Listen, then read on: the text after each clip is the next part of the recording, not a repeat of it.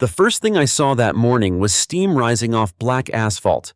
It curled upward into the Montana cold, like smoke from a fresh grave. I parked my truck beside the split-rail fence my father built in 1987 and stepped out into 6 inches of crusted snow. The valley was silent except for the ticking engine cooling beneath me and the distant hum of heavy machinery somewhere above the ridge. The parking lot wasn't supposed to exist. Not there. Not on my land. I stood still for a long moment, boots sinking into frozen mud beneath the powder. My ranch stretched west toward the cottonwoods lining Bitter Creek, but the eastern edge, the part nearest the new Silver Ridge Estates development, had changed overnight. 40 yards of my grazing field had disappeared under fresh pavement. Yellow parking lines cut across the frost like knife scars, and sitting directly in the middle of it all was a polished wooden sign with the HOA logo burned into cedar. Visitor Overflow Parking. Authorized by County Development Office.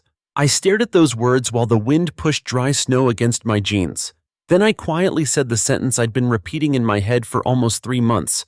I warned them. Nobody listened. Not the contractors, not the county clerk, not the HOA board, and definitely not Cynthia Vale. Cynthia was standing near the far side of the lot in a white wool coat speaking to 2 contractors beside a skid steer. Even from 200 feet away, I recognized the posture immediately. Chin lifted, arms folded, perfectly arranged blonde hair that somehow survived Montana windstorms untouched. Silver Ridge's HOA president, the queen of controlled smiles, the woman who'd spent the last year treating the valley like she personally owned it. She noticed my truck almost immediately. I watched her expression tighten, then relax again. That told me everything I needed to know. She already expected me to show up. I closed the truck door carefully and walked across the frozen pasture toward the asphalt. My knees hurt in the cold these days. 61 years old and too many winters working county roads had turned my joints into weather instruments. Every step crunched. The contractor stopped talking when I approached. Cynthia smiled before I even reached the pavement. "Mr. Mercer," she said warmly, "you're up early." I looked down at the asphalt edge. The grading cut was sloppy, too steep. No retaining reinforcement, no drainage trench. Fresh scrape marks still visible where the dozer blade had carved directly through dormant winter grass. Then I saw something worse. A broken iron survey pin, half buried near the asphalt shoulder. My stomach hardened immediately. "You paved over a marked boundary," I said. Cynthia gave a tiny shrug. "County-approved plans. That pin predates your subdivision. Our attorneys reviewed the easements." "No," I said quietly. "They reviewed forged copies." One contractor shifted uncomfortably. Cynthia's smile thinned slightly. That was the moment I knew she understood exactly what they'd done. Not a mistake, not confusion, intentional. I crouched beside the broken survey pin and brushed snow away from the metal cap. Rusted lettering emerged beneath my glove. Mercer South Line, placed 1972. My father installed those markers himself alongside county survey crews after a flood shifted portions of Bitter Creek decades ago. I remembered standing beside him as a little boy while he hammered cedar stakes into frozen dirt. Back then, this valley still believed boundaries mattered. Now people arrived from cities with architectural review committees and landscaping bylaws and acted like history started the moment they unpacked patio furniture. Cynthia stepped closer. "You don't need to dramatize this," she said softly. "The development needs overflow parking for winter tourism season." I stood slowly. "This isn't your land. The county map says otherwise." I almost laughed at that. Almost. Because I knew county maps better than almost anyone left alive in Gallatin County. For 32 years, I worked right-of-way analysis for the County Transportation Office. Easements, drainage corridors, abandoned access roads, utility conflicts, survey disputes. I spent half my life untangling paperwork mistakes people made because they thought nobody would ever look closely enough. That experience teaches you something important. Fraud rarely begins big. It starts with tiny paper cuts, a missing page, an altered plat, a shifted line, a copied signature. Most people never notice. I do. And standing there in the freezing wind staring at fresh asphalt poured across my family pasture, I already knew exactly where to look. The problem was bigger than parking spaces, much bigger. A pickup truck rolled into the new lot behind us. 2 Silver Ridge residents climbed out carrying coffee cups, stopping awkwardly when they saw me. They recognized the tension immediately. People in HOA neighborhoods always do. Conflict spreads fast in places run by committees. One of the residents, a younger man in a ski jacket, looked down uneasily at the asphalt beneath him. "Wait," he said carefully. "This is private property," Cynthia answered before I could. "Boundary clarification is ongoing." I looked directly at him. She paved 40 yards into my ranch without legal authorization. The man's face changed instantly. Fear, not morality, liability. That's how these things begin unraveling. Not because people suddenly care about right and wrong, because they realize lawsuits cost money. Cynthia turned toward him with practiced calm. "Please don't spread misinformation." Then she looked back at me. "You've been difficult since the subdivision expansion started." There it was. The real accusation. Not legal. Personal. People like Cynthia always mistake resistance for disrespect. I glanced uphill toward Silver Ridge Estates. Large homes climb the mountainside in perfect rows above the valley. Heated driveways, decorative stone entrances, artificial ponds already cracking beneath winter ice, beautiful from a distance. But I knew the mountain better than they did. I knew where spring runoff traveled. I knew where the old drainage channels cut beneath thawing ground. And I knew exactly what happened when people paved over natural absorption slopes without proper compaction, especially in late winter, especially above Bitter Creek. "I tried warning your board in November," I said. Cynthia sighed dramatically. "You sent aggressive letters. I sent soil reports. No response. I sent runoff projections. Ignored. I requested the county grading permit. Delayed twice. Because somebody inside Silver Ridge thought intimidation would work faster than engineering." The contractor near the skid steer cleared his throat carefully. "Ma'am," he muttered toward Cynthia, "we should probably finish the north edge before temperatures drop again." He wouldn't meet my eyes. That told me he knew something too. Probably not everything, but enough. Cynthia adjusted her gloves. "We're done here, Mr. Mercer." "No," I said calmly. "You're really not." The wind picked up harder across the valley, then rattling the bare cottonwoods near the creek. I looked down again at the asphalt, at the water already collecting beneath the unfinished shoulder despite temperatures below freezing. Poor drainage, bad slope angle, cheap compaction, the kind of shortcuts developers take when boards care more about appearances than infrastructure. Then I noticed another detail. Fresh scrape marks extending beyond the parking area itself, toward the old runoff swale behind the ridge. My chest tightened slightly. They hadn't just paved my land. They'd blocked the natural thaw channel. Jesus! That changed everything. I slowly reached into my coat pocket and pulled out my phone. Cynthia immediately stiffened. "You recording me?" "No," I said. I lifted the phone toward the parking lot. I took photographs instead. Wide shots first, then close angles. Broken survey marker, drainage slope, standing meltwater, equipment tracks, timestamp automatically embedded. Years ago during county disputes, I learned something valuable. Memory is weak. Paper survives. Digital timestamps survive longer. Cynthia folded her arms tighter. "You're wasting your time." I looked directly at her. "No," I said quietly. "You just paved evidence across my ranch." For the first time since I arrived, her confidence flickered. Just for a second, but I saw it. And once you see fear in someone like Cynthia Vale, you never forget it. Because beneath the polished smile and HOA authority and legal threats, she suddenly understood something terrifying. I wasn't emotional, I wasn't bluffing, and I wasn't going away. The snow began falling harder as I walked back toward my truck. Behind me, construction equipment restarted. Metal clanged, engines growled. But above all of it, I could hear runoff water moving beneath the frozen ground below the asphalt. Soft, hidden, patient, exactly like the truth. The storm rolled in 3 days later. By dawn, the valley sat beneath a lid of gray cloud and blowing snow, the kind that erased fence lines and turned the mountains into shadows. I stood on my porch holding a mug of burnt coffee, watching plow lights crawl slowly along the distant Silver Ridge entrance road. The new parking lot was already flooding. Not dramatically, not yet, but water pooled beneath the southern edge where runoff should have drained naturally into the old swale behind my pasture. Instead, thin sheets of meltwater shimmered beneath the asphalt like trapped glass. I leaned against the porch railing and watched quietly. People think disasters arrive loudly. Most don't. Most begin with small ignored warnings, a crack, a leak, a line on a map. That morning, my dog Boone pressed against my leg while snow drifted across the yard. He was old now, gray around the muzzle, half blind in one eye. We'd both aged into silence together after my wife died 7 winters earlier. Claire used to say I watched land the way doctors watched x-rays, always searching for hidden fractures. She wasn't wrong. 32 years working county right-of-way disputes changes how your brain functions.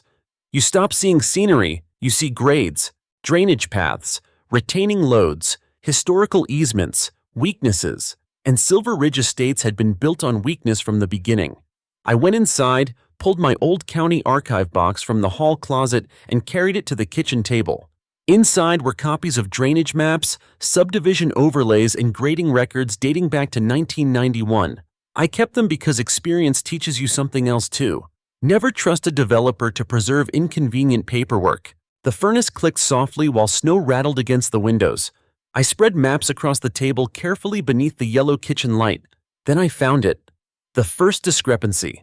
Silver Ridge's current subdivision plat showed the runoff swale ending 50 yards north of my pasture line, but the original county hydrology overlay told a different story. The drainage channel extended directly beneath the new parking lot. I stared at the maps for nearly a full minute. Then I whispered, "You idiots," because now the situation wasn't just trespassing. It was engineering negligence, potentially county-level liability.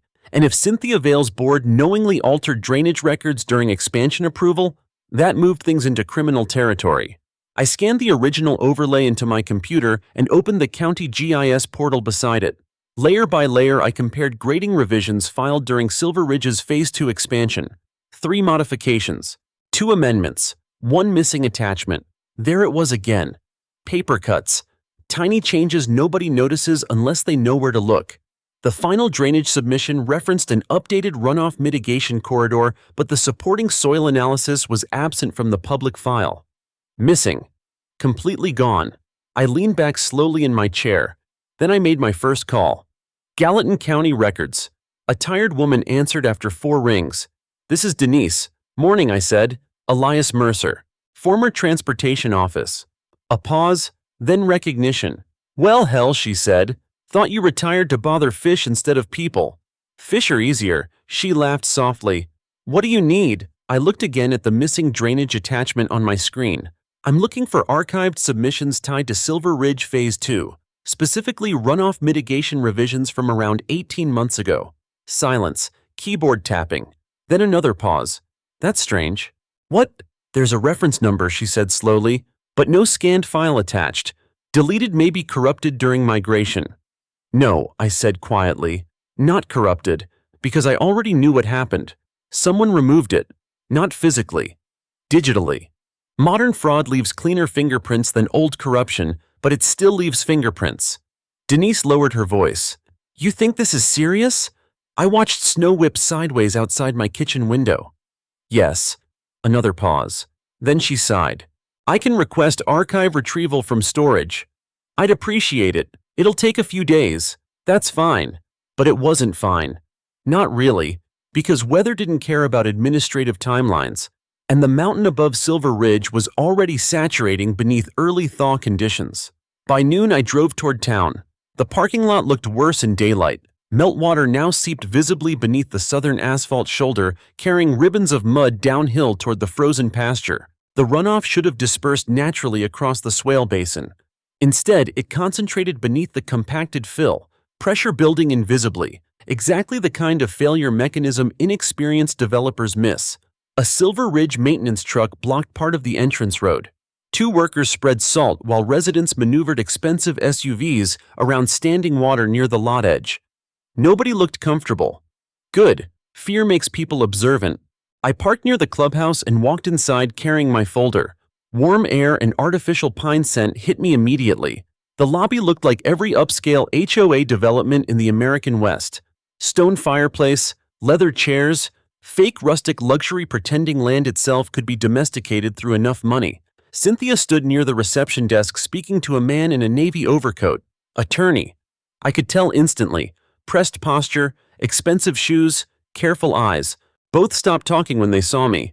"Mr. Mercer," Cynthia said coolly. I nodded politely toward the attorney. "Counsel." He offered a thin smile. "Bradley Pierce." Of course. Pierce handled land use disputes for 3 counties. Expensive, aggressive, smart enough to avoid direct lies. Usually. I understand there's concern about boundary interpretation, he said smoothly. Not interpretation, I replied. Trespass. Cynthia exhaled dramatically. We've already reviewed all filed plats. Yes, I said. That's the problem. The attorney studied me more carefully after that. Good lawyers recognize dangerous people quickly, not violent people, prepared people. I placed the original hydrology overlay onto the clubhouse counter. Cynthia's expression barely moved, but Bradley Pierce's eyes narrowed immediately. He saw it. The drainage extension beneath the parking lot. You paved a runoff channel, I said calmly. Pierce adjusted the document slightly.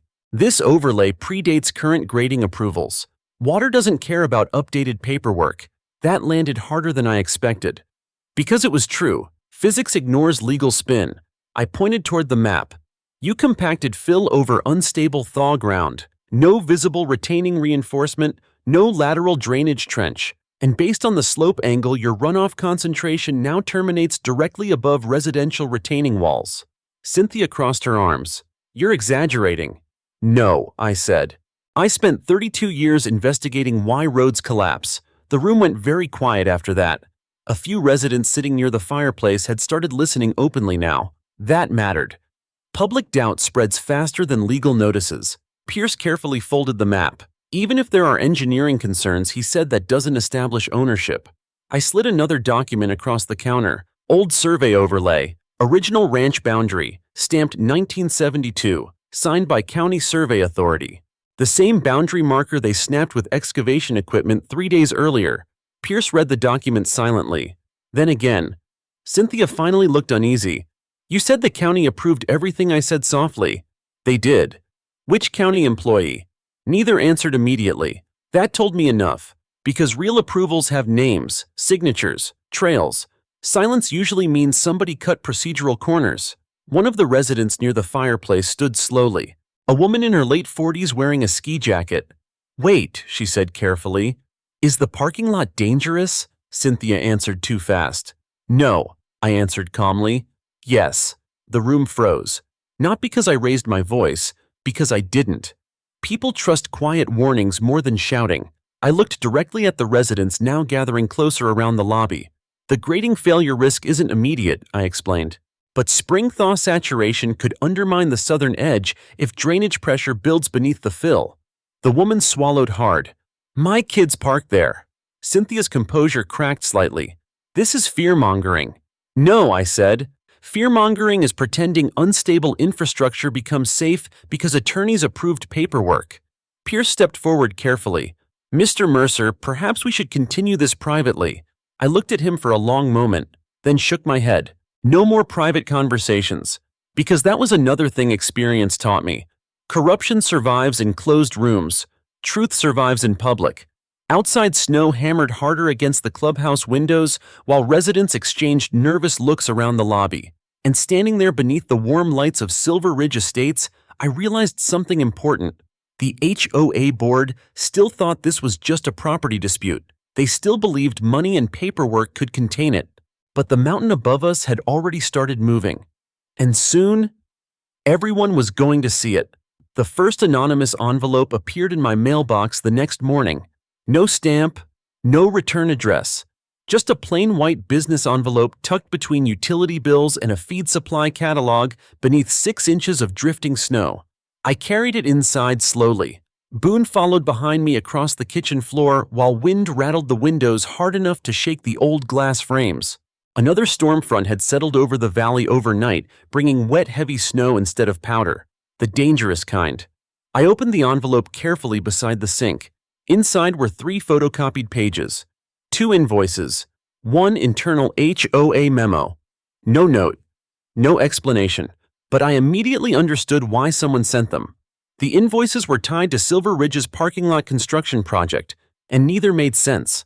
One listed nearly $90,000 for subsurface stabilization aggregate. The other showed emergency drainage mitigation expenses dated 2 months before the lot was even approved. I read both twice. Then I looked at the memo. The heading alone tightened my chest. Board Executive Session Confidential. Half the page was blacked out with marker before copying, but enough remained visible. At county concerns regarding runoff maps. Mercer boundary issue unlikely enforceable. Complete grading before thaw. I slowly sat down at the kitchen table. That wasn't incompetence anymore. That was awareness. Cynthia Vale and the board knew there were problems before construction even started, and someone inside Silver Ridge had just risked their position to tell me. I scanned the documents immediately. Multiple backups, cloud storage, external drive. Then I photographed the originals with timestamp metadata enabled. People underestimate how often evidence disappears once panic starts, especially financial evidence. By noon, I drove toward the southern pasture fence line, carrying my survey kit through knee-deep snow. The parking lot looked uglier every day. Fresh cracks spidered near the unfinished southern shoulder where meltwater kept freezing and expanding beneath the asphalt edge. Construction crews had tried covering portions with sand overnight, but the underlying problem remained. Water pressure. Hidden. Relentless. I crouched beside the slope and pressed a steel probe rod into the compacted fill. Too soft. Way too soft. The rod sank nearly 14 inches before resistance increased. Cheap fill material, probably rushed installation before freeze conditions hardened the surface temporarily, which meant once spring thaw accelerated, the entire southern edge could destabilize. I stood quietly in the wind and looked uphill toward Silver Ridge homes perched above the valley. Children lived up there, families, people who had no idea their board gambled infrastructure safety against construction timelines. That part always angered me most. Not greed itself, collateral damage. A diesel engine growled nearby. I turned as a dark green county truck rolled slowly toward the lot entrance. Out stepped Warren Pike, county permitting office, tall, broad shoulders, tired face that permanently looked irritated by existence itself. We'd worked together years earlier before my retirement. Warren spotted me and sighed immediately. Hell, Elias. Morning. He shoved gloved hands into his coat pockets and looked toward the parking lot. You making friends again? I tried being polite. That never lasts long with you. Fair enough. Snow whipped around us while Warren studied the unfinished grading. Finally, he muttered, This thing's a mess. You approved it? His jaw tightened slightly. No. Interesting. Then who did? That's complicated. No, I said quietly. It's probably illegal. Warren looked around carefully before lowering his voice. The approval file bypassed standard environmental review after county executive override. There it was, political pressure. Every crooked development eventually touches somebody inside government willing to skip procedure for the right people. Who pushed it through, I can't officially say. But unofficially, Warren stared toward Silver Ridge. Then he said the one name I expected, Councilman Draper. I nodded slowly. Draper and Cynthia Vale served on the same regional development committee 2 years earlier. Publicly, they claimed it helped coordinate tourism growth across the valley. Privately, probably much more profitable than that. Warren rubbed snow from his beard. There's another issue. What the drainage attachment disappeared from county review files. I know. His eyes narrowed. How? Because someone already tried hiding it. He looked genuinely uncomfortable after that. Good. Fear spreads upward too. I shouldn't even be talking to you, he muttered. Probably not. You planning litigation? Yes, you got enough. Not yet. That answer mattered. Because lawsuits built too early collapse under procedural attack. Real cases require sequence, pressure, documentation, and patience, especially against HOAs. Warren glanced toward the clubhouse uphill. Between us, he said carefully, there have been complaints about Silver Ridge finances for months. That caught my attention immediately. What kind of complaints? Reserve fund discrepancies, landscaping contracts, vendor favoritism. Corruption spreads predictably. If people steal once successfully, they rarely stop at once. I looked again at the anonymous invoices sitting inside my coat folder. How deep? No idea, but his face told me he suspected more. Before leaving, Warren handed me a folded inspection notice. Officially, he said this is a preliminary slope concern warning. I opened it carefully. Unstable runoff conditions observed. Recommended temporary closure pending further review. Not mandatory. Yet. But enough to start panic once residents saw it. You filing this publicly? I asked. Tomorrow morning. Cynthia's going to lose her mind. Warren almost smiled. Wouldn't be the first time. He drove away through blowing snow while I continued walking the southern boundary line. Half the old cedar fence posts were buried beneath drifts now, but I knew exactly where the original property line ran. My father drilled those boundaries into me before I turned 12. Respect the land. Document everything. And never trust a handshake near money. Near the western edge of the parking lot, I stopped suddenly. Fresh tire tracks, not construction equipment, smaller vehicle, recent. I followed them downhill through snow toward the old runoff swale. That's where I found the broken stakes. 3 more survey markers ripped from frozen ground and tossed beside the creek embankment like garbage. For a moment, I just stared. Then something colder than anger settled into my chest, because removing boundary markers wasn't arrogance anymore. That was deliberate evidence destruction. Criminal territory. I photographed everything carefully. Wide shots first, close angles second, depth measurements, track patterns, timestamp enabled. Then I installed the first trail camera, small, hidden beneath dead pine branches facing uphill toward the construction access road, motion activated, infrared capable. People doing illegal things at night usually assume rural darkness protects them. Most forget technology improved. By evening, the storm intensified hard enough to shake the roof beams above the ranch house. I sat alone in the living room, reviewing archived Silver Ridge financial filings on my laptop while Boone slept beside the fireplace. The numbers bothered me immediately. Too many emergency infrastructure adjustments, too many contractor amendments, and one landscaping company receiving repeated no-bid approvals despite existing reserve deficits. Mountain Crest Civil Group. I searched corporate registration records, then stopped breathing for half a second. Registered Agent Bradley Pierce, the HOA attorney. There it was, the first direct financial thread connecting legal counsel to project money.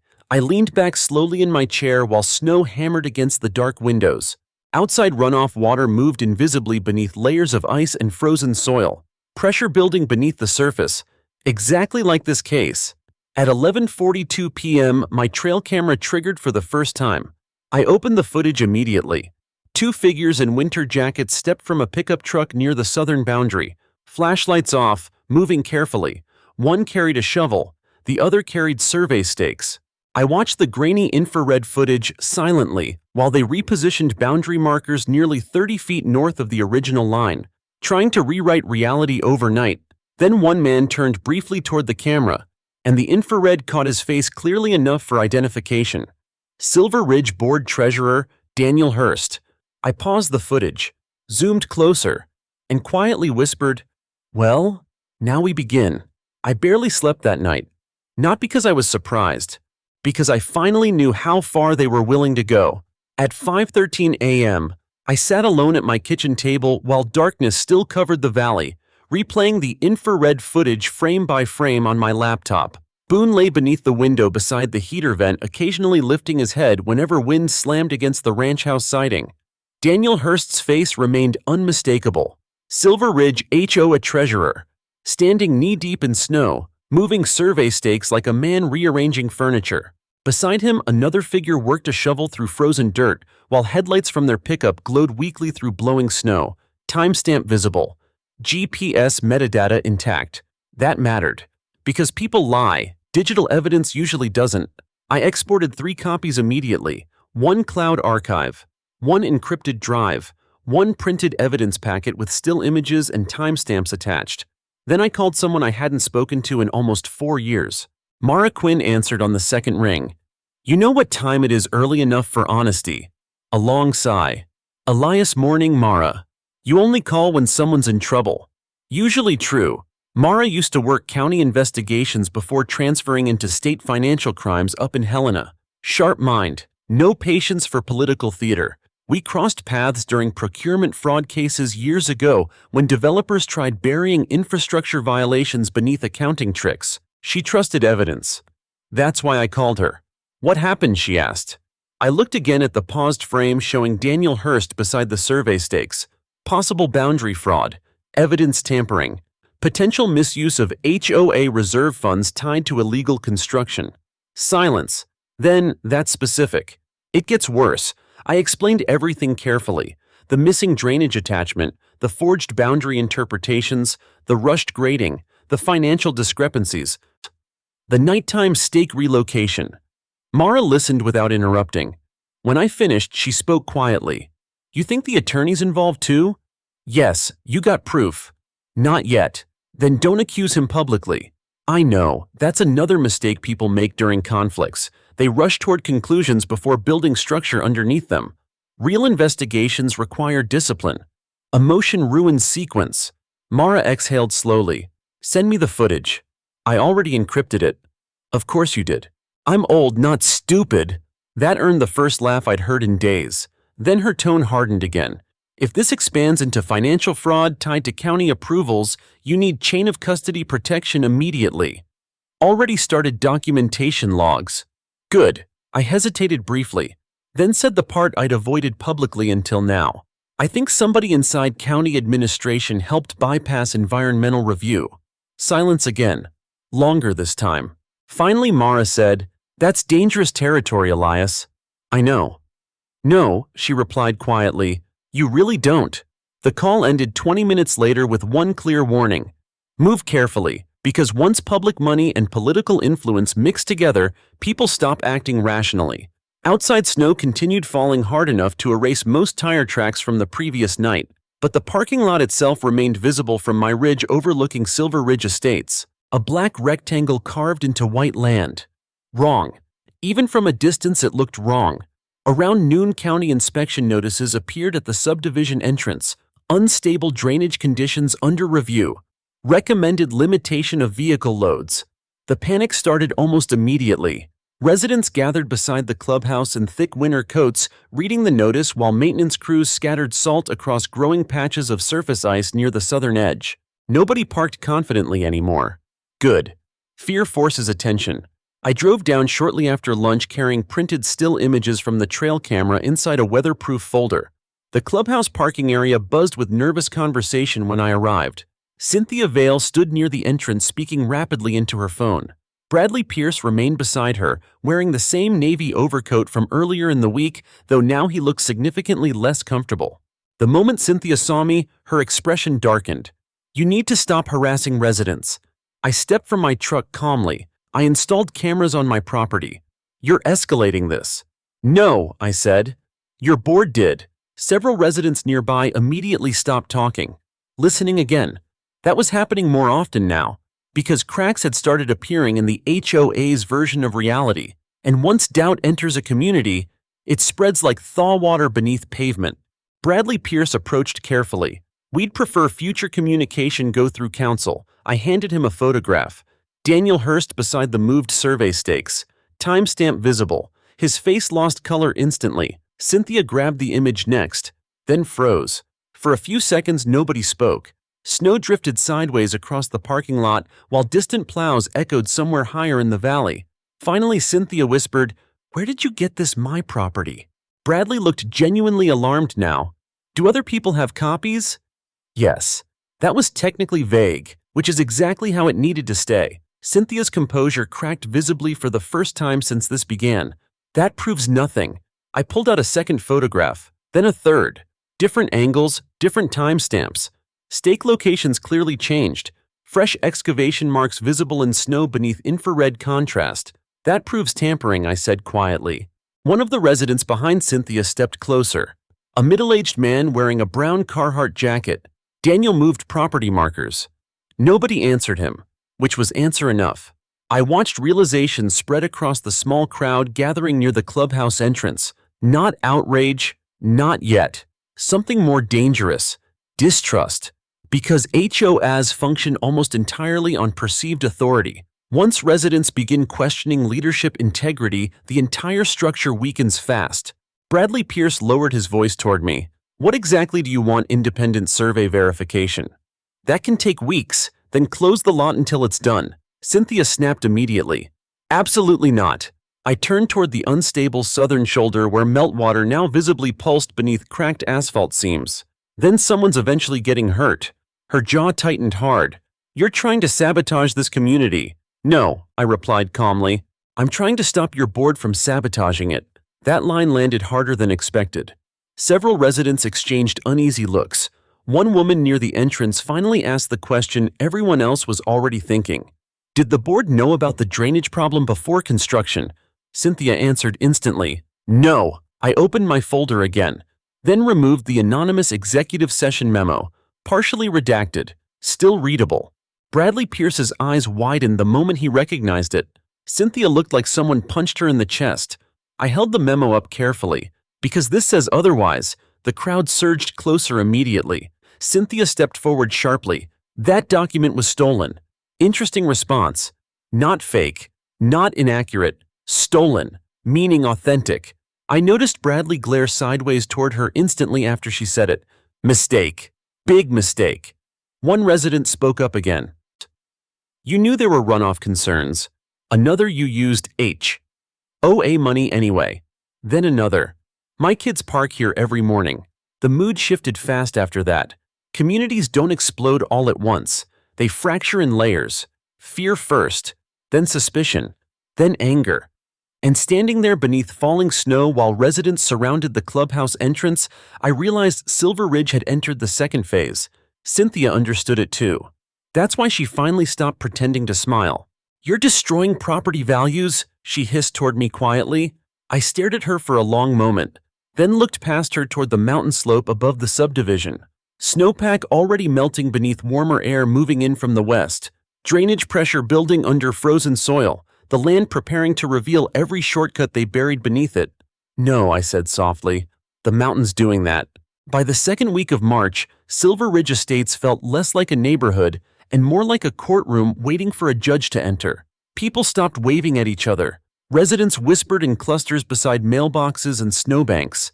Trucks slowed near the parking lot just long enough for drivers to stare at the spreading asphalt cracks before moving on again. And every morning the southern edge sank a little more. Not enough for headlines, enough for engineers.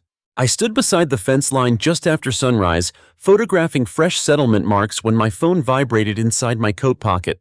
Mara Quinn, you sitting down, she asked immediately, usually safer at my age. I pulled state procurement records. That got my attention fast. And the landscaping contractor tied to Silver Ridge, she said. Mountain Crest Civil Group never performed half the work billed to the HOA. I looked toward the parking lot. Snowmelt shimmered beneath the unstable shoulder like oil beneath cracked glass. How much money? At least $300,000 unaccounted for. I went silent. That number was too large for sloppy bookkeeping. That was organized diversion. Mara continued. There's more. Mountain Crest submitted invoices for retaining reinforcement materials that were never purchased. I closed my eyes briefly. Jesus. Meaning the retaining systems protecting the slope likely never existed at all. They billed for infrastructure and pocketed the money instead. When can you prove it? I asked. Soon, she replied. But Elias, this thing's expanding. How bad? Potential wire fraud, falsified contractor billing, maybe conspiracy if county approvals were influenced. Snow blew across the pasture while I stared uphill at Silver Ridge homes sitting beneath heavy thaw clouds. The residents still thought this was a boundary fight. Most had no idea the entire project might have been built on financial fraud. Mara lowered her voice. One more thing. What Bradley Pierce's law office received consulting payments from Mountain Crest during the exact month Silver Ridge approvals accelerated. There it was. The thread tightening. Attorney, contractor, HOA board, county approvals, money moving quietly beneath all of it like water beneath frozen ground. Send me everything, I said. I already encrypted the files. I almost smiled. That's why I trusted Mara. She understood preparation.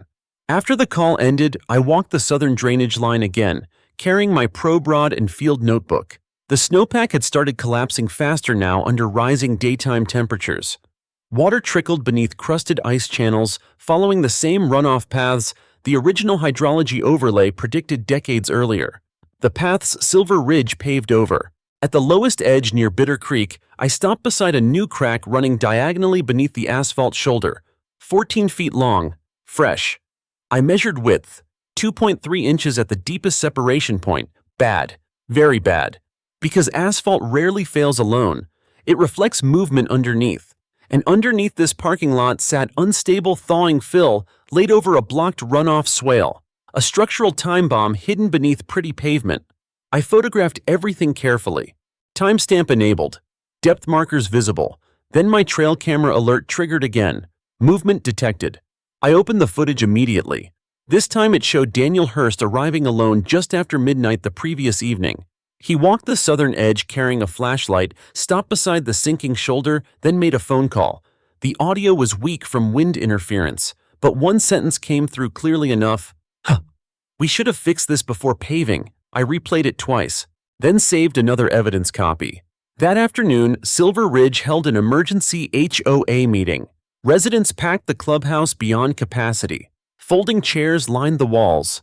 Snowmelt-soaked boots across polished hardwood floors, while tension hung in the room thicker than smoke. I stayed near the back, quiet, watching. That's another advantage of getting older. People underestimate silent men. Cynthia Vale stood behind the podium in a dark green blazer, speaking with the rigid calm of someone desperately trying to maintain control. "There is no immediate structural danger," she announced. Murmurs spread instantly through the crowd. A resident stood up near the fireplace. "Then why is the county warning posted?" Another voice. "Why were survey stakes moved?" Then another. "Did board members profit from the construction contract?" That one hit hardest. Because Cynthia hesitated. Only half a second, but everyone noticed. Bradley Pierce stepped forward immediately. "Speculation and rumors are damaging this community." I finally spoke from the back. "Financial records aren't rumors." The room turned toward me instantly. Cynthia's eyes hardened. "You're not a member of this HOA." "No," I said calmly. "I'm the landowner your parking lot trespassed onto." That earned scattered nervous laughter, not because it was funny, because truth sometimes embarrasses people more effectively than anger. Daniel Hurst sat near the side wall looking pale enough to collapse. "Good. Pressure works, especially on weak men." A woman near the front raised her hand shakily. "My husband reviewed reserve statements last night," she said. "Why did the board spend emergency maintenance funds on paving?" Cynthia answered too quickly again. "Necessary infrastructure improvements." I stepped forward slowly now, then placed enlarged copies of the contractor invoices onto an empty table near the center aisle. The room went silent. I spoke carefully. "These invoices bill Silver Ridge residents for drainage reinforcement materials that state procurement records cannot verify were ever purchased." Bradley Pierce immediately objected. "You have no authority to present financial accusations here." "No," I replied quietly. "But numbers do." Residents surged closer around the documents. Someone cursed softly. Another resident muttered, "They charged us for retaining systems. Then there aren't any retaining systems." Exactly. That realization spread visibly across the room. People began understanding the true danger now. Not just trespassing, not just corruption, physical risk. Because if the board stole money allocated for slope reinforcement, then families had been parking vehicles over unstable thaw ground for months. Daniel Hurst suddenly stood up. I told them we needed more engineering review. The room froze. Cynthia snapped toward him instantly. "Daniel." "No," he said weakly. "I said we were rushing the project." Interesting, very interesting. Because panic cracks conspiracies faster than investigations do. Residents turned toward him immediately. "You knew there were problems." Daniel looked trapped now. Sweating despite the cold room, Bradley Pierce moved quickly. "This meeting is adjourned." But the crowd ignored him. Questions erupted everywhere at once. How much money's missing? Who approved the grading? Did the county get bribed? Is the parking lot safe? Cynthia slammed her hand against the podium hard enough to echo through the clubhouse. Enough? Silence finally returned. For a moment she just stood there breathing heavily while snowmelt dripped from boots onto hardwood floors. Then she looked directly at me. "You're enjoying this." I stared back calmly. "No," I said. And I meant it. Because despite everything, this still saddened me. Communities weren't supposed to decay like this. Not through greed, not through ego, not through people treating land like numbers on investment paperwork instead of living ground with consequences. Outside the clubhouse windows, snow slid slowly from rooftops beneath warming afternoon temperatures. The thaw had fully started now, and the mountain always collected its debts eventually. As residents poured out into the parking area after the meeting, I noticed several stopping near the southern edge. Looking down, really looking for the first time, the asphalt had sunk another inch since morning, and beneath the cracked shoulder muddy water pulsed steadily through widening seams in the pavement, like something underneath was breathing. 3 days after the emergency meeting, Daniel Hurst disappeared. Not permanently, just suddenly enough to frighten everyone. His truck vanished from Silver Ridge overnight. Curtains closed, porch lights off. Even the HOA maintenance crews stopped mentioning his name when residents asked questions near the clubhouse. Fear had finally reached the board, and fear makes weak people unpredictable. I drove into Bozeman early that Thursday beneath a sky the color of old steel. Snowbanks along the highway had begun collapsing inward from thaw saturation, leaving dirty ice ridges beside the road like rotting teeth. The valley smelled different too. Wet earth, runoff, spring pushing against winter. Dangerous season in Montana, especially on unstable slopes. Gallatin County's archive building sat behind the old courthouse downtown. Most people passed it without noticing. Small brick structure, narrow windows. No sign except a faded county records placard beside the entrance. Perfect place to bury inconvenient history. Denise met me near the front desk carrying 2 cardboard archive boxes. "You owe me coffee," she muttered immediately. "I owe you bourbon." "That too." She led me downstairs into the climate storage basement where rows of shelving disappeared beneath humming fluorescent lights. The air smelled like paper dust and old glue. The kind of place where forgotten truths wait quietly for decades. Denise set the boxes onto a steel table. "These came from pre-digital overflow storage," she said. "Mostly subdivision corrections and drainage disputes. Anybody else request access recently?" Her face tightened slightly. "Funny you ask. There it was again. What happened?" "About 6 months ago," she said carefully. "Someone from Silver Ridge's legal office requested copies tied to old ranch easements. Bradley Pierce. Of course, did they remove anything? We're not supposed to lose archive material." Not an answer. I opened the first box carefully. Old plats, survey overlays, county flood revisions, yellowed engineering notes clipped together with rusting staples. Then I found the file. Bitter Creek, Southridge. Correction, 1978. I opened it slowly and immediately stopped breathing. Because attached to the correction filing was an original county boundary amendment signed after the 1977 runoff flood shifted portions of the Southern Ridge drainage basin. The amendment clearly preserved Mercer Ranch runoff protections extending directly beneath modern Silver Ridge property lines, including the exact location where the HOA built the parking lot. I looked up slowly at Denise. They knew. She frowned. What the old drainage easement survived the flood correction. I spread the document flat beneath the fluorescent light. Original county seal, survey signatures, engineering approval stamps. Impossible to fake retroactively. More importantly, impossible for Bradley Pierce to miss. Which meant Silver Ridge's legal team already knew the parking lot violated historical runoff protections before construction ever began. Not negligence, intentional concealment. Then I noticed something else clipped behind the amendment. A handwritten engineering memorandum dated May 12, 1978. I read it silently once, then again. The final paragraph sent cold electricity straight through my chest. Future development above the Mercer runoff corridor must avoid concentrated paved load zones due to subsurface erosion instability and seasonal saturation collapse risk. Jesus Christ, the county predicted this exact failure almost 50 years ago, and somebody buried it. I photographed every page carefully, multiple angles, time-stamped, metadata enabled. Then I scanned the handwritten memorandum into PDF format using the archive copier while Denise locked the basement door behind us. "You look pale," she said, "because this just became catastrophic." I explained the memorandum carefully. The collapse warning, the preserved runoff protections, the concealed engineering risk. Denise sat down slowly afterward. They paved directly over a flagged erosion corridor. Yes, and the board knew yes. She rubbed her forehead hard. Sweet hell, that wasn't even the worst part. Because if county officials ignored archived geotechnical warnings during approval review, then liability expanded far beyond the HOA board itself. Potential county exposure, potential state investigation, potential criminal concealment if records were intentionally omitted. The kind of scandal careers don't survive. My phone buzzed while I scanned the remaining files. "Mara Quinn, you need to turn on local news," she said immediately. I opened a live stream on my phone. Silver Ridge Estates filled the screen. Emergency crews surrounded the southern parking shoulder while yellow tape blocked vehicle access. The asphalt had partially collapsed overnight, not a full sinkhole, but close enough. The outer edge dropped nearly 3 feet after runoff water undermined the thawing fill beneath it. A black SUV sat tilted sideways near the failure point while county engineers inspected spreading fractures around the lot perimeter.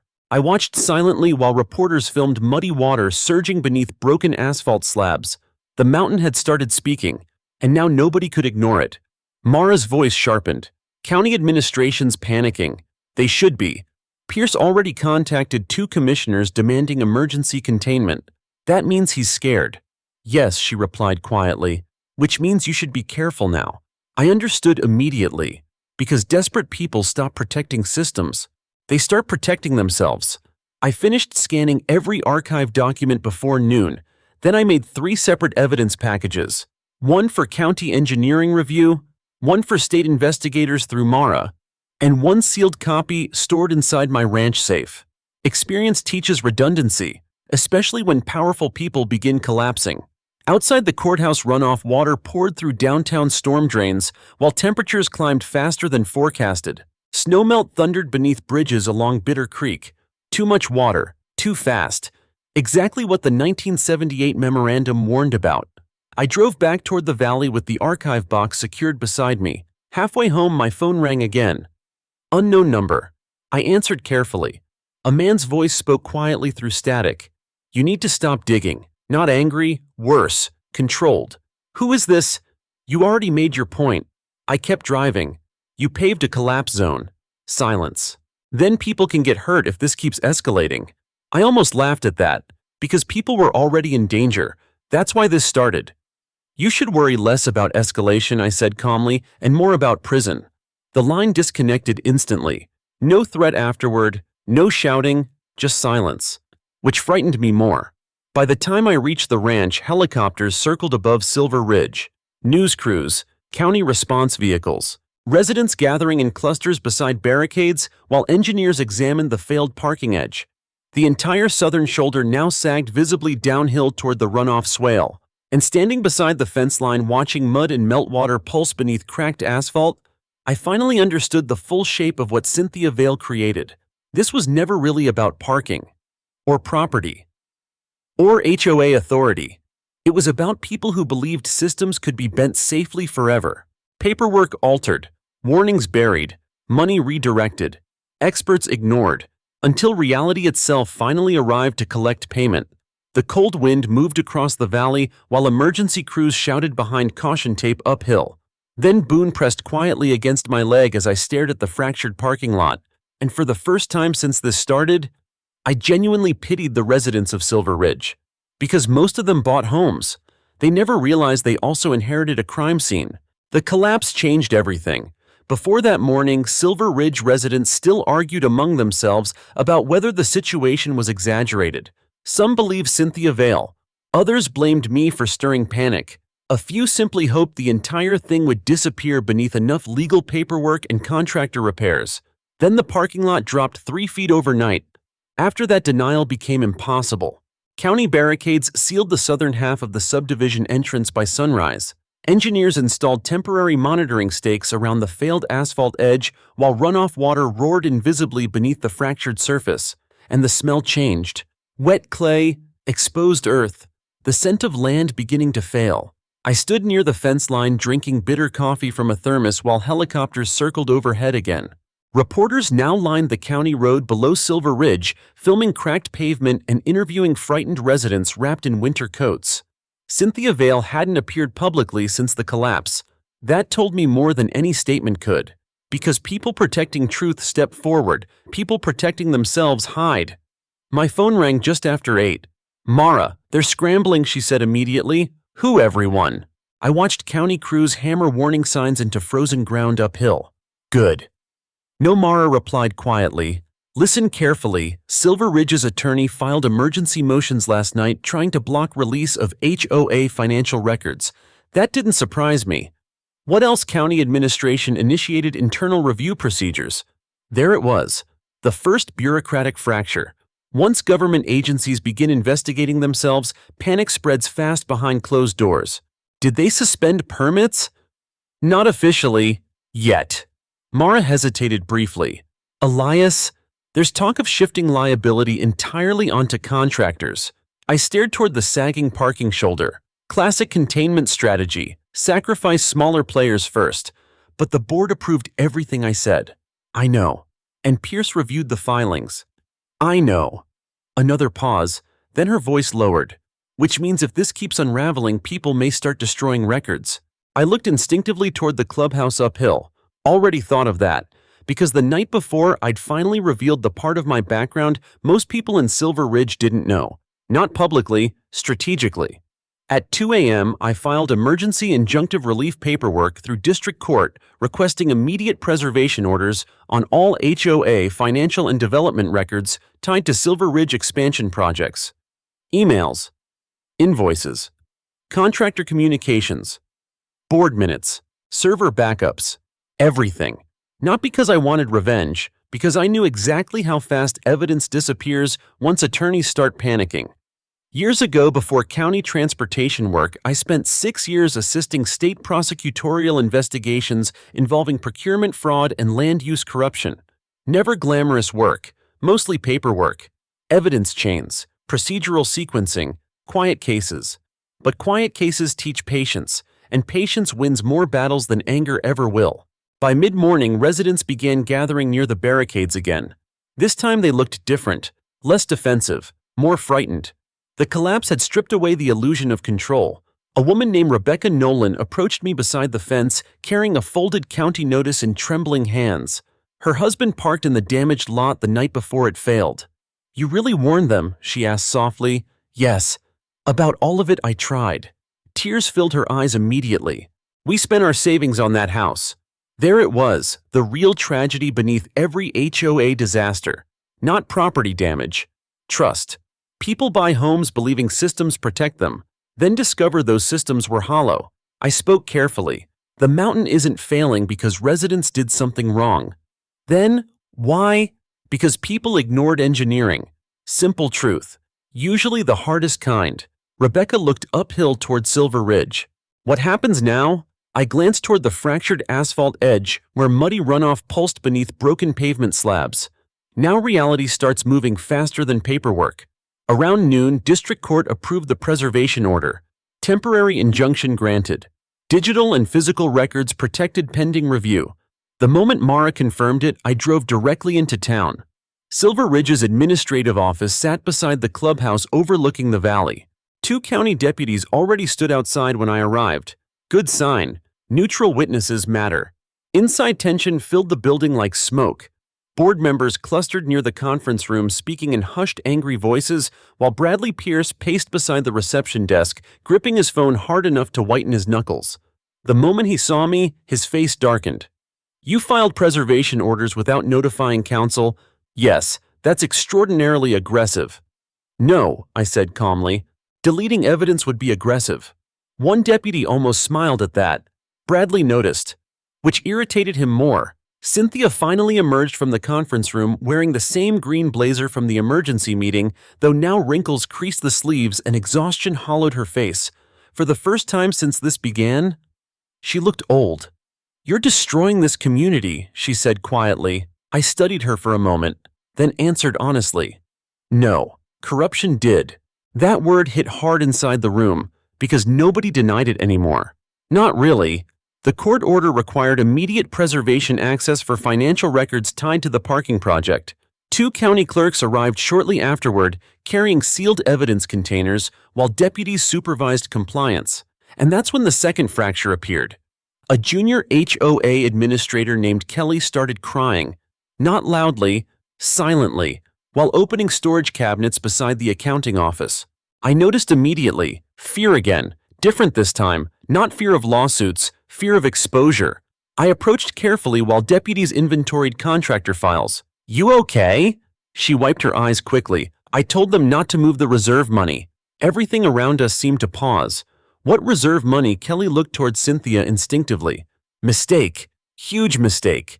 Cynthia snapped immediately. "Don't say another word." Too late. I kept my voice calm. "Kelly, what reserve money?" Her breathing shook now. "The emergency snow mitigation fund," she whispered. "They transferred part of it into the parking project after engineering costs went over budget." My chest tightened slowly. Jesus Christ. They diverted emergency infrastructure funds into an illegal parking expansion, meaning if heavy thaw or late snowstorm hit Silver Ridge now, the community's actual emergency reserves might already be crippled. One deputy stopped writing notes. Even Bradley Pierce looked stunned. How much, I asked quietly. Kelly swallowed hard. Almost 400,000. Silence crashed across the office. Outside wind rattled the clubhouse windows while runoff water thundered somewhere beneath the damaged lot uphill. Then Cynthia finally exploded. You have no idea what it takes to maintain property values here. There it was, the real motive. Not safety, not community, image, prestige, appearances. She stepped closer toward me, voice trembling now. You think these people wanted mud roads and overflow vehicles lining streets? You think they moved here for unfinished infrastructure?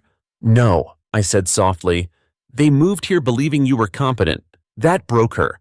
Not publicly, not dramatically, but I saw it happen. The exact second certainty left her eyes. Because deep down, Cynthia Vale finally understood something irreversible. The systems protecting her were collapsing faster than the mountain itself. And unlike altered documents or hidden invoices, physical failure couldn't be argued away. Outside temperatures climbed into the 40s for the first time that year. Too warm. Too fast.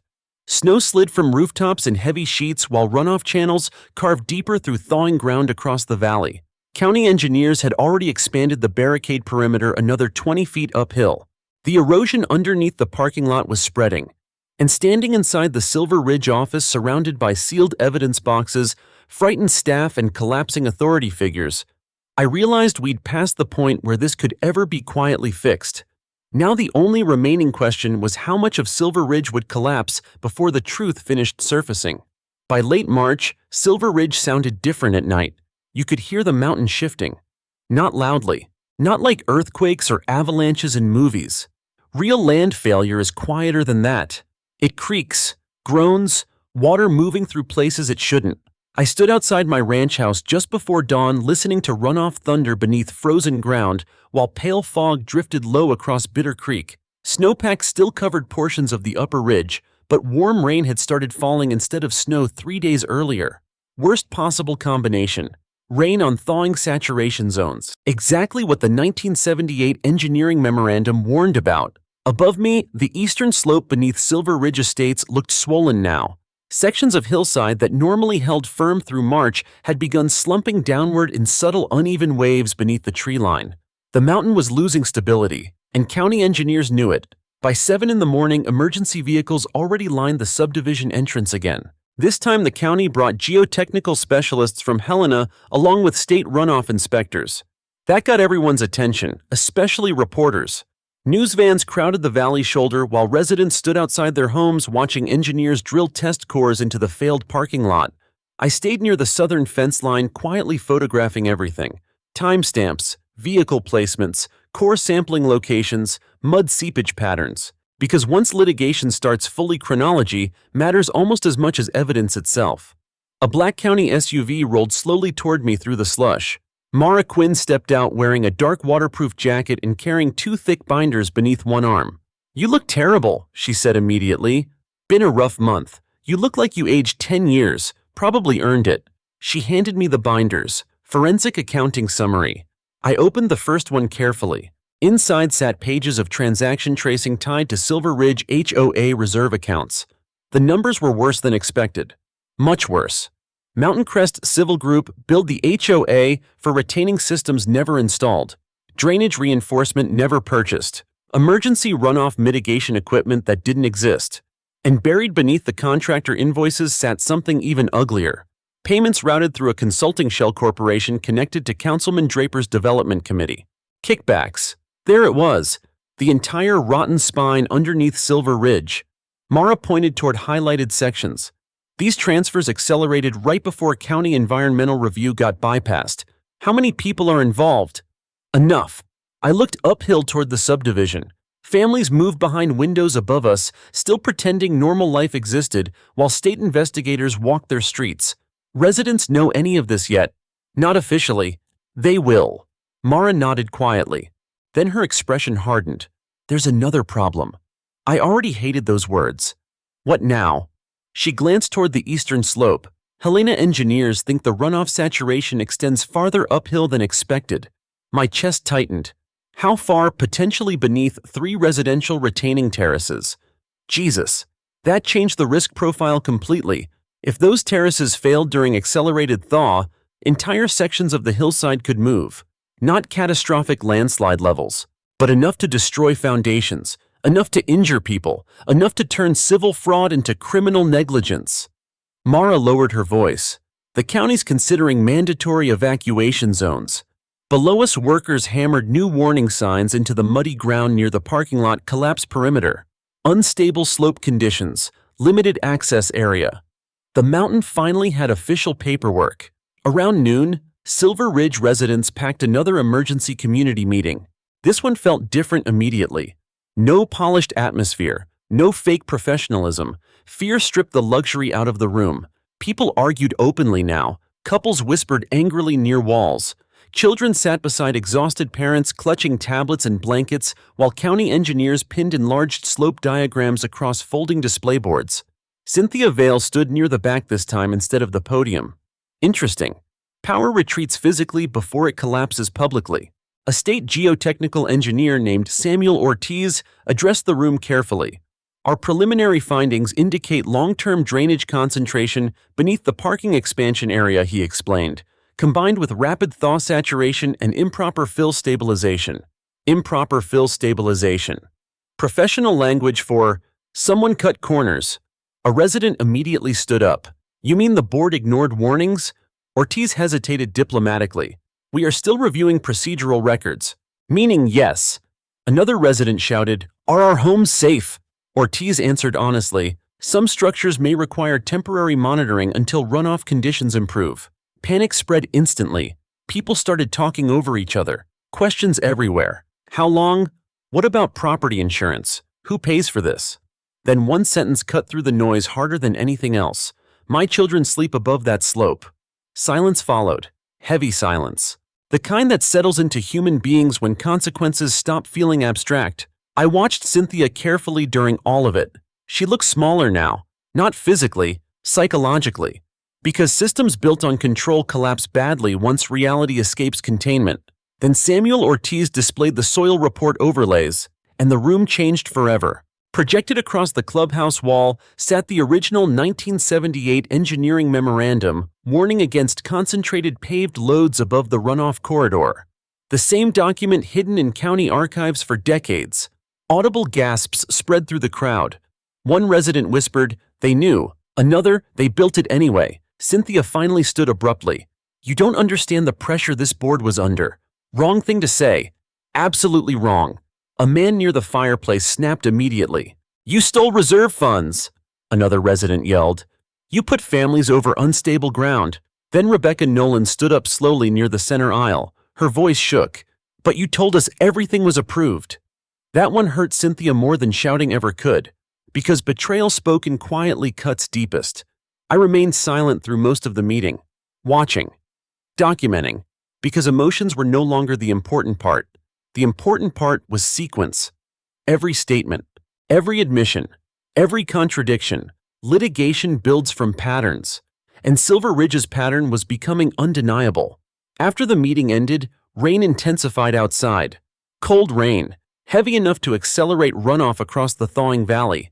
I drove home beneath low clouds while water streamed beside the county roads in muddy channels. Halfway back to the ranch, my phone buzzed with a county emergency alert. Voluntary evacuation recommended for select eastern slope properties. There it was. The sentence Silver Ridge residents never imagined they'd hear. That evening, I walked the southern fence line again, carrying my camera beneath steady rain. The parking lot looked monstrous now. Large sections of asphalt sagged visibly downhill while muddy water burst through widening seams like open veins beneath the pavement. Then I heard it, a deep low crack echoing somewhere uphill. Not thunder, earth movement. I turned immediately toward the eastern terraces above Silver Ridge and watched part of the hillside shift. Not collapse completely, just move. A slow rolling slide of mud and saturated soil beneath one retaining wall, enough to tilt a backyard fence sideways in seconds, enough to send residents screaming onto porches, enough to prove the mountain had stopped waiting. I photographed everything automatically while rain hammered my coat and runoff surged downhill through the failed drainage corridor. Because in that moment, standing beneath the collapsing slope with sirens beginning to echo across the valley, I realized Silver Ridge Estates was no longer fighting lawsuits. It was fighting physics, and physics never negotiates. The hillside failed just after 4:17 in the morning. I know the exact time because I was already awake when the mountain finally gave up pretending. Rain hammered the ranch roof hard enough to shake the beams, while runoff thundered through Bitter Creek below the valley. Boone lifted his head from beside the fireplace seconds before the sound arrived. A deep cracking roar, not explosive, worse, slow, heavy, the sound of weight tearing loose. I stepped onto the porch in thermal layers and boots, while freezing rain slashed sideways across the dark pasture. Above Silver Ridge Estates, emergency lights flashed violently through fog and storm runoff. Then another section of the parking lot disappeared. The southern shoulder collapsed first, breaking downward into the runoff corridor beneath it. Entire slabs of asphalt folded into the ravine like black ice breaking apart in spring thaw. Mud surged upward through the fractures. Retaining fill liquefied instantly beneath the rain saturation, and parked vehicles started sliding. One black SUV tilted sideways before dropping nose first into the collapsing shoulder with a metallic scream loud enough to echo across the valley. Sirens exploded everywhere after that. I grabbed my field camera automatically and drove uphill through sheets of cold rain while county emergency alerts screamed from my dashboard radio. Unstable slope. Failure in progress. Avoid eastern access routes. The subdivision entrance had become chaos by the time I arrived. Residents stood in the storm wearing pajamas beneath winter jackets, while deputies forced people away from the collapsed perimeter.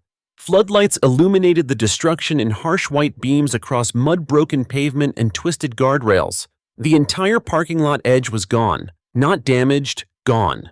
Nearly 60 feet of asphalt had collapsed directly into the runoff swale beneath the subdivision, carrying parked vehicles, fencing, and chunks of compacted fill downhill toward Bitter Creek. And the mountain still wasn't finished moving. County engineers shouted over the storm while more cracks spread uphill through the remaining pavement. Muddy runoff blasted through exposed drainage voids beneath the asphalt where retaining systems were supposed to exist, but never had, because Silver Ridge billed residents for reinforcement and stole the money instead. I photographed everything while rain soaked through my coat sleeves. Time-stamped, continuous sequence shots, failure progression, slope movement, emergency response placements. A deputy recognized me near the barricades. "Mercer," he shouted through the storm. "Stay back from the eastern edge." I nodded without arguing, because he was right. The ground near the collapse zone vibrated faintly beneath runoff pressure now. The mountain was still shedding weight. Above us, another retaining terrace cracked with a sound like splitting timber. Residents screamed. A backyard fence folded sideways into mud, while a section of decorative stone wall slid downhill in slow motion beneath floodlights. Physics. Pure and indifferent. Mara arrived 20 minutes later with state investigators. She stepped from an SUV into ankle-deep runoff wearing a waterproof shell and expressionless face. "How bad?" she asked. I pointed toward the collapse zone. "Worse than projected. No fatalities? Not yet. Thank God for that. Because if this had happened during daylight, the parking lot would have been full." Mara watched emergency crews search the damaged perimeter, then quietly said, "The county executive just resigned." I almost missed the sentence through the storm. What, 30 minutes ago? There it was. The first political body hitting the floor. What about Draper lawyered up? Of course he did. Nearby reporters huddled beneath rain covers filming the collapse, while residents cried openly beside evacuation buses near the clubhouse entrance. Silver Ridge looked unrecognizable now, luxury mountain development reduced to mud-flashing lights and fear. Exactly what happens when image collides with reality. Then I saw Cynthia Vale. She stood alone near the clubhouse staircase beneath pouring rain, wearing a long black coat soaked completely through. No umbrella, no makeup, no authority left. Just a woman staring at the destruction she helped create. For a moment I considered ignoring her. Instead, I walked over quietly. She didn't look at me immediately. "They're evacuating 12 homes," she whispered. I watched mud surge beneath the destroyed parking lot. "I know. We thought the engineers were exaggerating." "No," I said calmly. "You hoped they were. That mattered. Because negligence often begins with optimism. People know they haven't earned." Cynthia finally looked toward me. Her eyes were bloodshot, exhausted. "What happens now?" I answered honestly. "Investigations. Prison. Possibly." She closed her eyes briefly as rain streamed down her face. Then she whispered the sentence I think she'd been avoiding for months. I never meant for anyone to get hurt. And strangely enough, I believed her. That's the dangerous thing about corruption inside HOAs and local governments. Most people involved don't see themselves as villains. They tell themselves they're protecting property values, maintaining appearances, helping development, fixing problems faster. Then little compromises become larger ones. Warnings get ignored, documents disappear, money moves quietly, and eventually an entire mountain starts collapsing beneath people's homes. Behind us, emergency crews suddenly shouted near the Eastern Terrace line. Another shift. Fresh movement. County engineers ordered immediate expansion of the evacuation perimeter while deputies pushed residents farther downhill toward buses. The slope above Silver Ridge had begun slowly creeping again beneath the rain saturation. Not catastrophic, but enough. Always enough. Mara approached carrying a waterproof evidence case. State auditors secured the HOA servers, she said. Good. Also, she added quietly, Daniel Hurst agreed to cooperate. That surprised me slightly. Completely. He turned over internal emails. My chest tightened. What kind of emails? Mara handed me one printed page inside a sealed sleeve.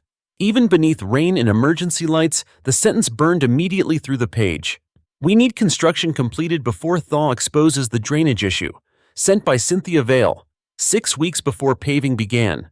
I looked slowly toward her standing near the clubhouse staircase. She already knew, maybe not the exact scale, maybe not the exact failure timeline, but she knew enough. And still moved forward. That changed everything legally. Knowledge creates liability. Documented knowledge creates disaster. Dawn finally arrived around 6:30 beneath sheets of cold rain and drifting fog. Helicopters circled above the valley while state geotechnical crews mapped additional slope movement using drones. The footage looked horrifying from above. A black wound carved through the eastern edge of Silver Ridge where the parking lot once sat. And beneath it all, muddy runoff followed the exact natural drainage corridor preserved on maps from 1978, the mountain reclaiming its path. By midday, the governor's office issued a formal statement announcing state-level review of development approvals, environmental compliance, and possible financial misconduct tied to Silver Ridge estates. Residents watched the announcement from evacuation buses parked beside the county road. Some cried. Some stared silently. Some looked toward Cynthia Vale with naked hatred, but most simply looked tired, exhausted from realizing the systems they trusted were weaker than the land beneath them. I stood beside the barricades one last time that afternoon while rain finally began easing across the valley. Broken asphalt rested deep inside the runoff ravine below, half buried already beneath mud and rushing water. And staring down at the destruction, I thought about something my father once told me after the Bitter Creek flood years ago. Land remembers every shortcut eventually. Silver Ridge just learned that lesson the hard way. By early April, the rain finally stopped. The valley looked exhausted afterward. Mud covered county roads in long brown streaks. Snowbanks had collapsed into gray slush along fence lines, and the eastern slope beneath Silver Ridge Estates remained scarred black and raw where the parking lot failed into the runoff ravine. Nothing about the subdivision looked luxurious anymore. Nature had stripped away the illusion. Now only consequences remained. I stood outside the Gallatin County Courthouse just after sunrise, watching reporters unload camera equipment beside satellite vans. Cold wind pushed through downtown streets, carrying the smell of wet earth all the way from Bitter Creek. Inside the county board chamber overflowed with residents, investigators, attorneys, and journalists. Not a hearing anymore, a reckoning. Mara Quinn met me near the courthouse entrance carrying 3 thick binders labeled Forensic Review Summary. You ready? She asked. No, I answered honestly. Neither of us smiled. Because despite everything, none of this felt victorious. Too many people lost money. Too many families spent nights wondering whether their homes would slide downhill during rainstorms. And underneath all the legal filings and engineering reports sat one ugly truth. This entire disaster was preventable. The hearing began at 9 sharp. County commissioners sat rigidly beneath fluorescent lights while state investigators presented weeks of findings tied to Silver Ridge Estates. Fraudulent contractor billing, misappropriated reserve funds, suppressed drainage warnings, permit irregularities, destroyed survey markers.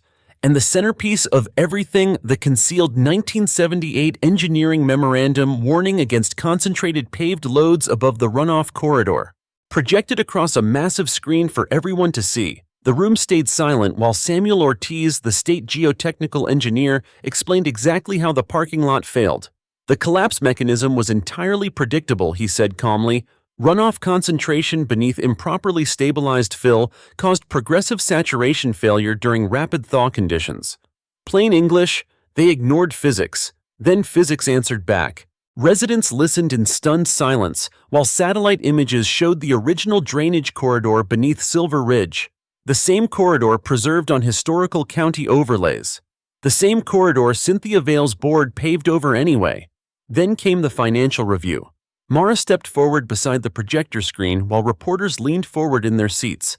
Her voice remained steady. Forensic analysis identified approximately $482,000 diverted from HOA reserve and emergency mitigation accounts into unauthorized construction expenditures. Gasps spread across the chamber. Mara continued without emotion. Additional evidence suggests portions of those funds were routed through consulting entities connected to county development affiliates. Councilman Draper resigned 48 hours earlier. Now everyone understood why. One resident near the back whispered, "They stole from us." No one corrected him. Because it was true. Then the state attorney presented the email. The one Mara showed me during the collapse. "We need construction completed before thaw exposes the drainage issue." Sent by Cynthia Vale 6 weeks before paving began. That sentence destroyed the final defense. Not ignorance, not confusion. Knowledge. Documented awareness. The room remained utterly silent after the email appeared on screen.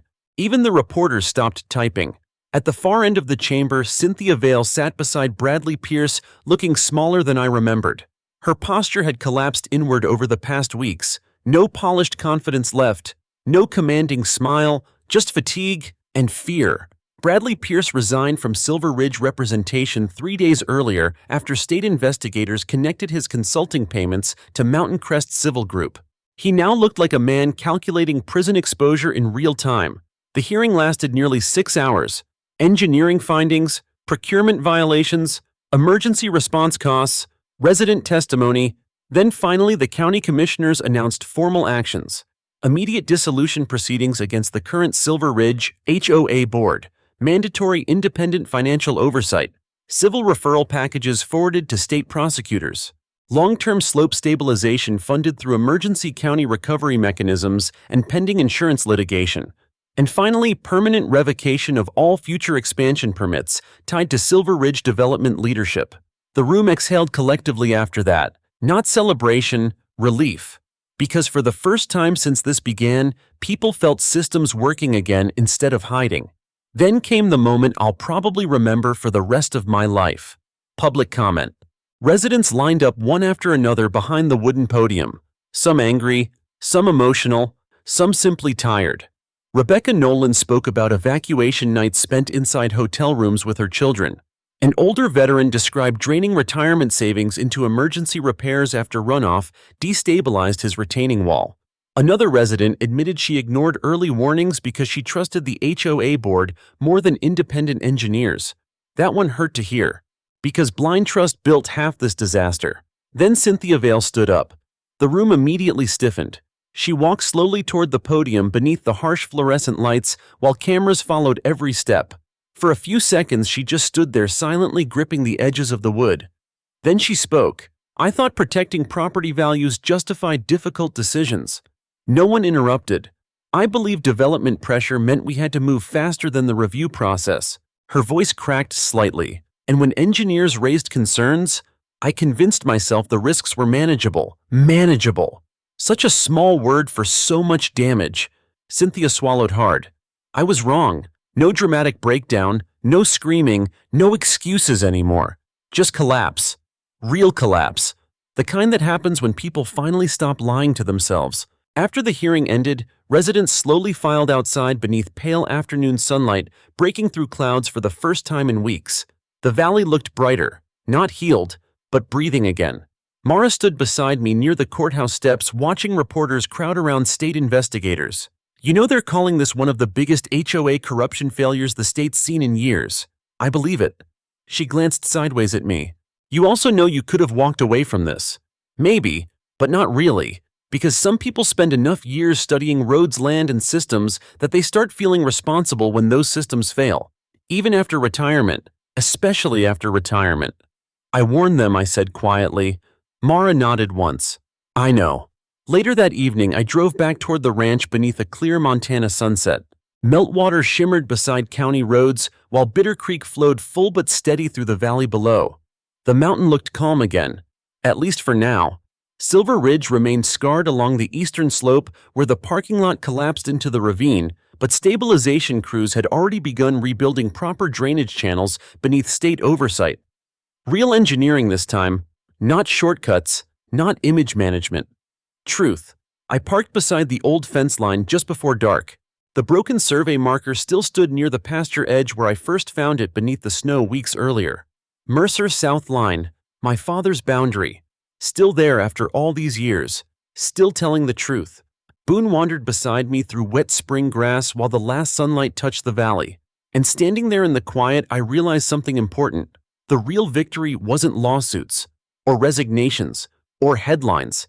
It was proving that documentation matters. That ordinary people can fight systems without violence. That truth survives longer than intimidation if someone is patient enough to preserve it.